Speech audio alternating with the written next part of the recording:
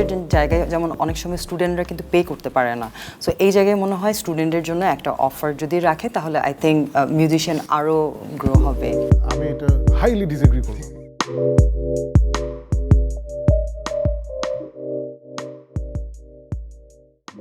I wanted to focus on the concert going A for example আমি একজনের একটা ইভেন্টের এক্সাম্পল দিতে চাই। দামির খান, আমরা সবাই I guess we know about দামির খান দেশে আসছে with all the hype যে বাংলাদেশে ওর প্রচুর ফ্যান আছে, সো বাংলাদেশে এসে সোলো শো করতে চায়, যেখানে ও খুব একটা শো করে নাই, so he had that confidence যে আমি একটা সোলো শো করবো বড় একটা ভেন্যুতে, and everybody was excited up until the point he announced যে এত টাকা ticket.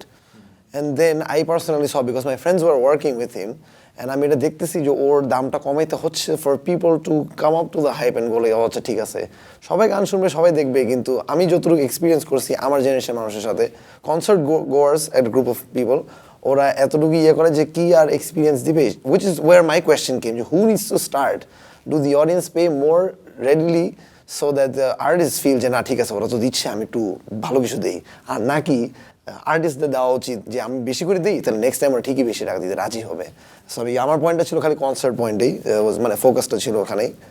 So in a way I think there still growing space যেখানে মানুষের অতটুকু এস্টাবলিশ থাকতে হবে যে না ঠিক আছে আরেকটু টাকা খরচ করলেই আমি একটু বেশি পাবো, এই জিনিসটা মেবি। কিন্তু আমি নিজেকে ভ্যালু করি দ্যাট আমার টিকিট শুড বি কথার কথা 1,000 টাকা। এখন ওটা কনজিউমার উইল ডিকটেট যে আমি কি আসবো নাকি না, ওটা কিন্তু আমি I don't have a say in that. So আমি যদি এখন 1,000 টাকা দিয়ে টিকিট বিক্রি করতে গেলাম, মানুষ আসলো না, পরের বার আমি হয়তো 800 টাকা দিয়ে বিক্রি করবো, অ্যান্ড দেখলাম যে হাউসফুল হয়ে গেছে। So I think it's a pricing issue, that's why I disagree with you. এই ক্ষেত্রে আমি যেহেতু স্টুডেন্ট এখনও, স্টুডেন্টের জায়গায় যেমন অনেক সময় স্টুডেন্টরা কিন্তু পে করতে পারে না, সো এই জায়গায় মনে হয় স্টুডেন্টের জন্য একটা অফার যদি রাখে তাহলে আই থিঙ্ক মিউজিশিয়ান আরও গ্রো হবে। আমি এটা হাইলি ডিসএগ্রি করলাম, 100% ডিসএগ্রি। যে স্টুডেন্ট সারাদিন নেট চালাইতেছে, হাতে স্মার্টফোন আছে এবং 400 টাকা দিয়ে কফি কিনতেছে, কফি খাইতেছে, করছে, আমি personally will not accept that ওই স্টুডেন্টের মিউজিক দেখার জন্য। We talk about university students, I am not talking about school students. And বাংলাদেশে এখনকার ইউনিভার্সিটি স্টুডেন্টস আমাদের থেকে অনেক বেশি smart, comparatively we were Dam. এখন 3-4টা ধান্দা করতেছে, ফ্রিল্যান্স করতেছে, মানে they have a lot of money and they're not even dependent on family. So I'm sorry, I disagree. I feel এখনকার স্টুডেন্টরা অনেক বেশি affluent compared to আমাদের generation. So absolutely not. If you love an artist, you pay for it. Statement 2. The Bangladeshi music industry does not take enough creative risk to provide world-class experiences to their audience. If you agree with this statement, please step forward, take your seat and have your say. আমার মনে হয় world class music করার জন্য we are not ready.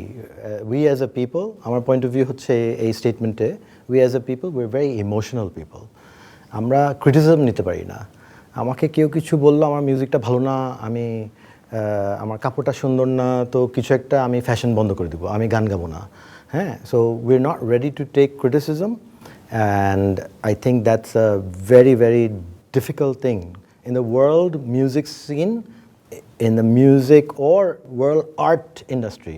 You have to be open to criticism, and you have to learn to differentiate between petty opinion versus constructive criticism. আমার মনে হয় that's where we're stuck. আমরা যে criticism নিতে পারি না বলে আমরা যখন কেউ আরেকজন থেকে অপিনিয়ন শুনি, who has probably watched other events or heard other music from other industries worldwide, মানে ওরা বলে যে আমি এটা শুনছি এই দেশে এরকম বা এই জায়গাটা এরকম, তোরা এটা ট্রাই কর বা তোমরা এটা ট্রাই করো, মেবি এটা ইমপ্রুভমেন্ট হবে। তখন গায়ে লাগে যে আমারটা কেন, লাইক ইউ সেড। সো এই জিনিসটার জন্য কাউকে দেখি না আমি personally as a very young music enthusiast and a musician যে ওই জিনিসটা করতে, যে না ঠিক আছে একটু দেখি এখন কি চলতেছে এটাই করি, তাহলে maybe this is the next step. এই রিস্কটা ইন আ ওয়ে নেই না। টু বি প্রিসাইসলি যদি একটা এক্সাম্পল দিতে চাই, আমরা যখন ঢাকা রক ফেস্টে আমি যাই, মানে not to shame any band or anything, but senior musician থেকে আই উড এক্সপেক্ট যে ওরা আমাকে আজকে এত বছর পর দেখতেছি আমি একটা জোশ জিনিস দিবে। But if I'm not wrong, I only heard Cryptic Fate as in Shakib bhai mentioned the lights guy separately as a crew. Thank you for the lights, thank you for the visuals, if I'm not wrong. But unfortunately, one of my friends has been working with them.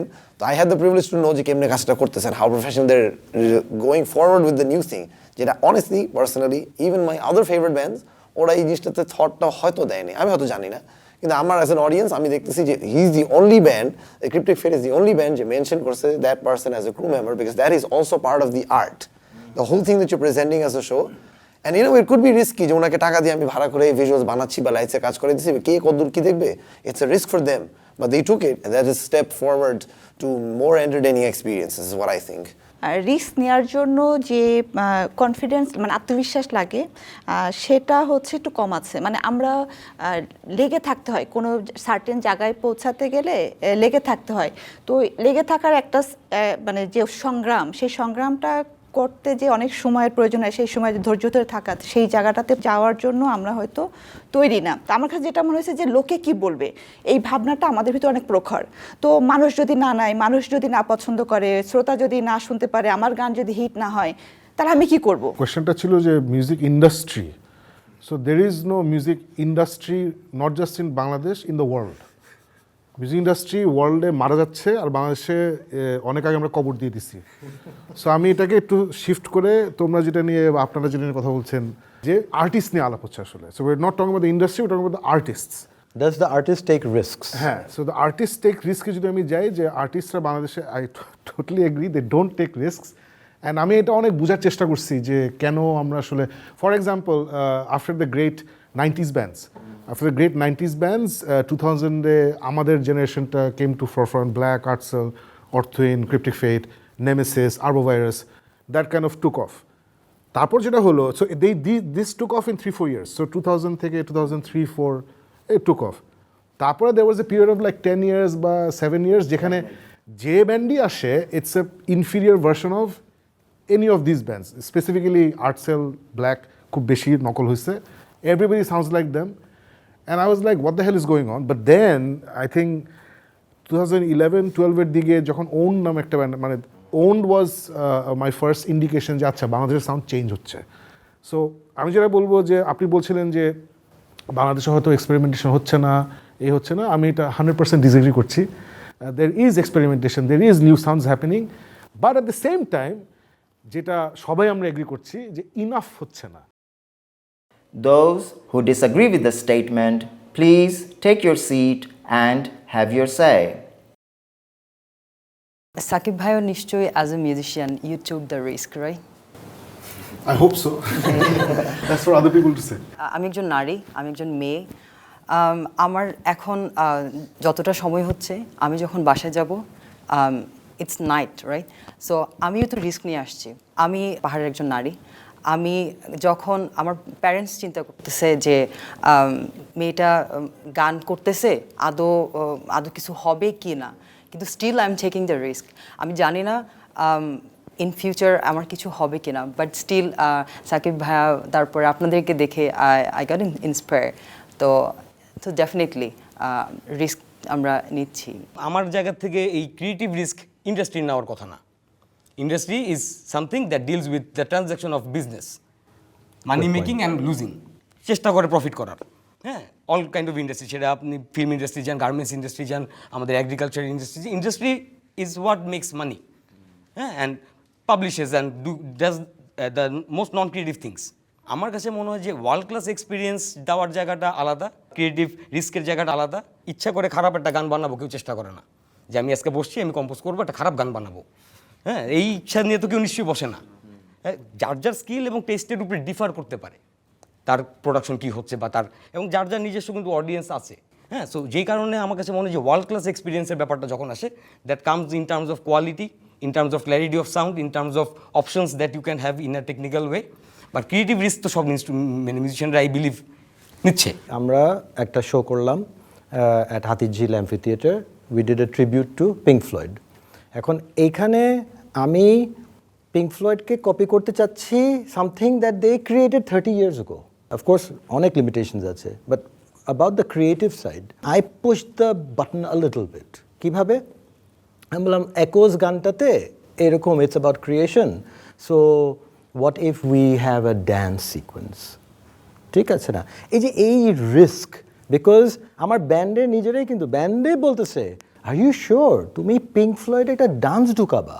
in a song like Pink Floyd, one of the most serious 20-minute songs, এই যে এই ইয়েটা নিলাম এবং যখন dance ট্রুপটা এসে শুরু করলো, আমি জাস্ট দোয়া করতেছি যে ম্যান দিস বেটার ওয়ার্ক। মানে একদিকে তো আমি ভয় পাচ্ছি যে আমার পিছনে আরও 11টা মিউজিশিয়ান আছে আমার ব্যান্ডেরই, যারা বলবে কি করলা তুমি এটা, হ্যাঁ। কিন্তু যখন অডিয়েন্স তালি মারা শুরু করছে, I felt, okay, that was worth it. So somebody else might come and do something else. হ্যাঁ, Getting inspired from this. there you go. And I think that's it. আমরা ওই রিস্কটা নিচ্ছি না, I feel. আমরা in Bangladesh, we're just playing safe. That's the problem. আমার কাছে মনে হচ্ছে। বাংলাদেশে এখন ইন্ডাস্ট্রি নাই, বাট একটা সময় ছিল ছিল। এই 2005-06 পর্যন্ত মোটামুটি একটা রোল ছিল, মেবি আর একটু বেশি। সো রোলটা ছিল এটা যে বাচ্চু ভাই ফার্স্ট অ্যালবাম ওয়াজ এ সুপার ডুপার হিট, যে double album. Double album, second album না কোন অ্যালবাম, তবুও না কি জানি নাম ভুলে গেছি আমি, ওটা হিট হয় নাই, ইট ডিডন্ট ওয়ার্ক As expected. হ্যাঁ, ইট ডিডন্ট ওয়ার্ক। তার মানে কি বাচ্চু ভাই পথে বসে গেছে, মানে ডিপ্রেসড হয়ে গেছে, হয় নাই, okay this didn't work, fine, here's my third album. Who paid for this 3 albums? ওই রেকর্ড কোম্পানি। সো বাচ্চুবার মাথায় ছিল যেটা ওয়ার্ল্ড ওয়াইড যে সিস্টেম ছিল, যে আমার একটা রেকর্ড লেবেল আছে উইচ ইজ দ্য ইন্ডাস্ট্রি, যে আমাকে বসে ফাইন তোমার সাথে আমি 3টা অ্যালবাম বা 4টা অ্যালবাম কন্ট্রাক্ট করলাম, তুমি করতে থাকো, গিভ মি ইয়োর বেস্ট, একটা কাজ করবে, একটা কাজ করবে না, একটা কাজ করবে, that's how it is. So এখন একটা আর্টিস্টের ওইখানে আসলে যে ইন্ডাস্ট্রি রিস্ক টেকিংটা আসে, যেটা বাংলাদেশে এখন ইন্ডাস্ট্রিও নাই, ওইটাও নাই।